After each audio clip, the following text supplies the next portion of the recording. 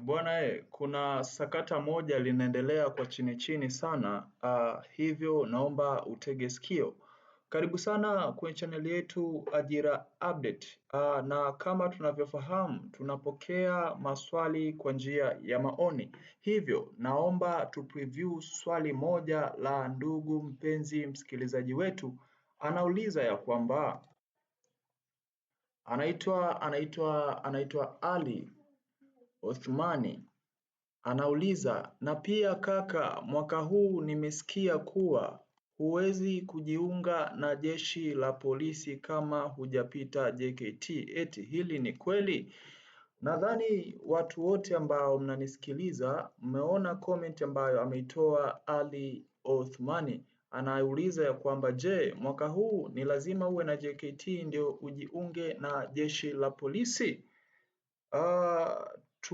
Nafikiri watu wengi sana tumesikia kuhusiana na hiyo issue. Kuna watu baadhi wanaongelea kuhusiana na hiyo issue na nasikia ilisemwa katika vyombo vya habari. Yes. Sasa iko hivi. Kwa ninachokijua mimi ni kwamba watu ambao wamechaguliwa kwenda JKT, namaanisha wale ambao wamemaliza form 6 na wamechaguliwa kwenda JKT kwa njia ya mujibu. Ni lazima kama umechaguliwa uende. Kwa nini?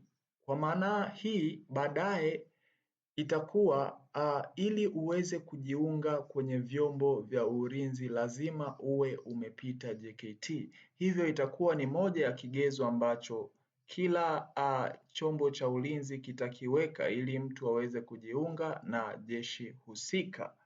Lakini kwa mantiki hii haiwezi ikafanyika sasa hivi kwa mimi ninavyoona.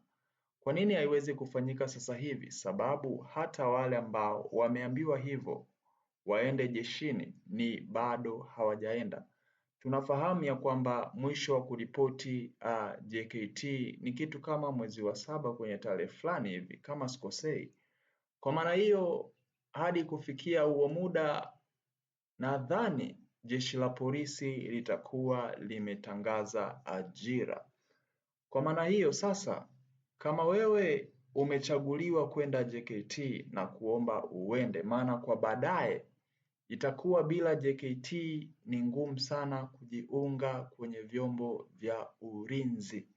Lakini kwa sasa hivi sidhani kama wataweka kitu kama hicho, maana wanazingatia na wenyewe ni maneno gani wameyasema na kwa muda gani. Kwa maana hiyo wanajua kabisa kuna watu ambao hawana cheti cha JKT na wanasubiri ajira za jeshi la polisi. Nadhani nimekujibu kiufundi kidogo na kutumia uelewa wangu. Nimejaribu kukuelezea ili uweze kufahamu ni kipi ambacho kinaweza kutokea. Kwa maana hiyo ndugu yangu Ali, ondoa wasiwasi kabisa. Hii ni imesemwa baada ya watu walioitwa kwenda JKT, maana tumezoea watu wanaacha kwenda JKT, anaitwa alafu haendi.